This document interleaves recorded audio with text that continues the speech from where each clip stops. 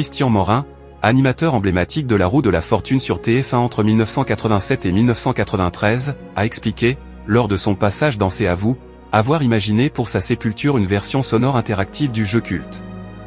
Invité sur le plateau de C'est à vous, vendredi 11 avril, pour présenter son livre J'ai tant de choses à vous raconter, le présentateur, acteur et musicien Christian Morin est revenu sur l'une des périodes les plus marquantes de sa carrière, ses 6 ans à l'animation de la roue de la fortune. Diffusé dans les années 80 et 90, le jeu télévisé rassemblait alors jusqu'à 12 millions de téléspectateurs. Un succès colossal qui, des années plus tard, continue de coller à la peau de l'octogénaire. Ce dont on vous parle tout le temps, c'est la roue de la fortune.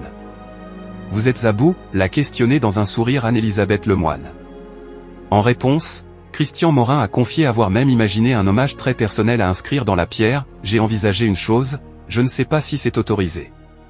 Sur ma tombe, je voudrais mettre une roue de la fortune, avec un petit bouton. Moyennant 1 euro, on appuierait, la roue tournerait, et on entendrait ma voix, banqueroute. L'argent serait destiné peut-être à la famille. Un clin d'œil assumé à l'émission qui l'a rendue populaire, mais aussi une touche d'ironie sur le destin et le hasard, à l'image du jeu. Anne-Elisabeth Lemoine et Pierre Lescure emballés. La proposition a déclenché les rires sur le plateau. Anne-Elisabeth Lemoine a salué l'idée, la jugeant géniale, tandis que Pierre Lescure a assuré, non sans malice, on fait ce qu'on veut sur sa tombe, du moment que ça ne dérange pas les voisins. Toujours aussi précis et élégant dans ses interventions, Christian Morin a tout de même précisé qu'il faudrait peut-être demander les droits à l'équipe américaine qui a créé la version originale du divertissement.